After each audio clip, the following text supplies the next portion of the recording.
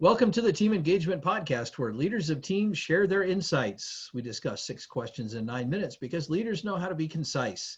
Let's go ahead and jump to it with our guest today. Our first question, in a few sentences, tell us who you are and what you do. So Sean, my name is Robert Steele. I'm CEO of Empowering Benefits and MPB.health. We're an insurance, employee benefit, healthcare, and healthcare marketing organization. Very simple. We sell insurance, we sell employee benefits, and we sell healthcare solutions. Fantastic.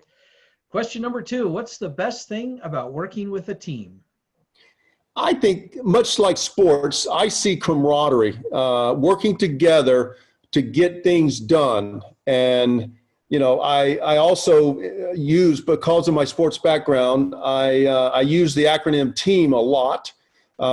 And my acronym for team, I have 2. One is together, our effort and attitude will create momentum. And so the right team pulled together at the using, putting out the right effort with the right attitude, can and is the best ingredient for success. That's a great acronym. You said there were 2? What was the other one? So the other one is in my 4th question. So let's go to 3. Okay, fair enough. That's good to know.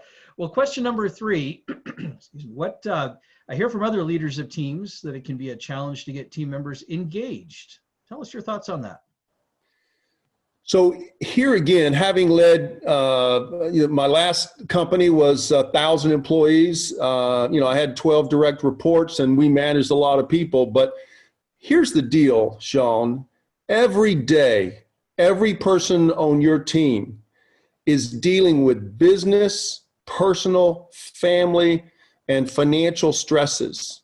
And you as the leader have to be cognizant of all of that and be able to identify with that team member kind of where they are in the moment they're in and how to pull them up and out, and to also understand how to push when they need to be pushed so they can then accomplish those great things together as a team.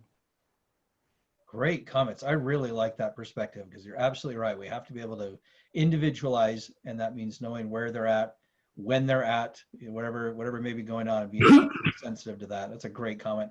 All right. Well, question number 4. This is the part I'm looking forward to here. What other piece of advice do you have for leaders of teams? So this is my 2nd acronym. So time. You've got to be willing to invest in your people, in the team that you are building. You've got to have empathy. That really goes along with the previous one. You've really got to know what makes people tick and how to motivate them, because everybody's motivated a little differently. And it doesn't matter whether you're on a sports team or a business team or a philanthropic team. Everybody's motivated for different reasons. And so the next is action. And again, the right steps in the right direction at the right time is what you're looking for. And so the last one is measure. From a construction term standpoint, what it is, measure twice, cut once. And so you've got to be willing to pay attention to those details and measure those details and measure performance, because people want to be tracked for progress. And what you measure, it will improve. Those are great comments, and I love those acronyms. You've done a great job putting together some clever acronyms. So very nice. Question number 5, what other successful leaders of teams would you like to recognize that have had a positive influence in your life? Well, I'll hold off on a couple of those, if that's okay, for question number 6. However, I had a coach when I got to college. I was not prepared for college football. I was not prepared for college. I had not studied as hard as I should have. I let my athletic talent, be the guide, if you will. And when I got to college, my college coach, Richie Gaskell, literally took me under his wing, and I went through 2 knee surgeries in college, my freshman spring and my sophomore fall. For most kids in college, 1 knee surgery ends your college days. Two basically ends almost your life when it comes to sports. I survived. Not only did I survive those two knee surgeries, but not only did I survive, but I thrived as a result of that.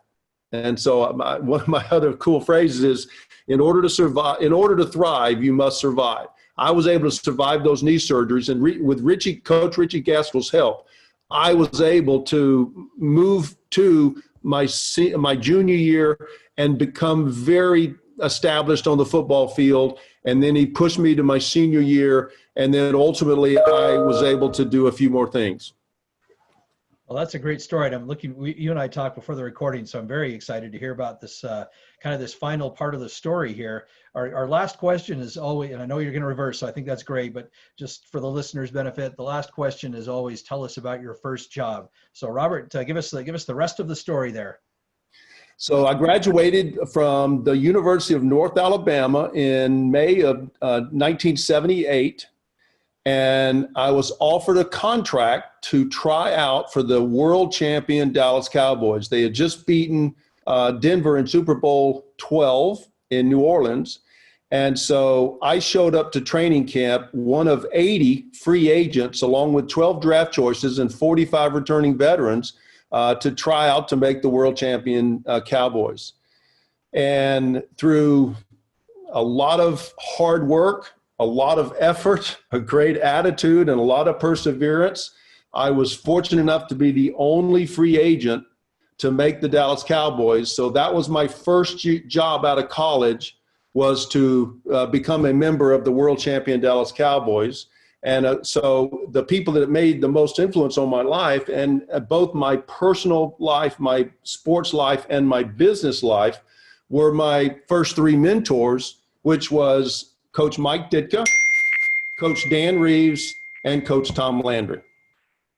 So that, who at age 22 would not want to play for the world champion Dallas Cowboys, America's team? Yeah, I love that story, because it's first of all, as we mentioned before, it's unique, but just also the things that you learn from that. So thank you so much for sharing that. And Robert, thank you for being on the podcast today. How can people find you? Robert H. Steele on LinkedIn. My company is mpb.health.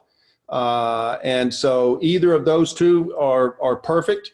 But I would say, look me up on LinkedIn. I've got a fairly large following on LinkedIn.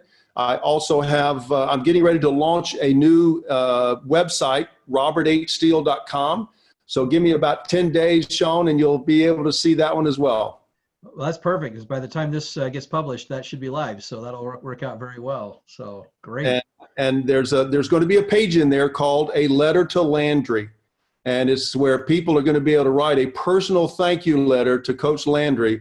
And I'm going to ultimately write a book called A Letter to Landry about not only my life with the Cowboys, but a whole bunch of other lives with the Cowboys as well. Oh, that's a great idea. Well, we'll look forward to that then, because that's going to be a great thing. So thanks for mentioning that, so that everybody knows. That's awesome. Yeah. Well, thank you again. This is Sean Richards with the Team Engagement Podcast, where leaders of teams share their insights. For more ideas, you can go to teamengagementpodcast.com, and you can download our engagement booster tip sheet that'll help give more ideas on how to boost engagement all the way from the hiring process to the exit process. Again, that's teamengagementpodcast.com. Thanks for joining us, and have a great day.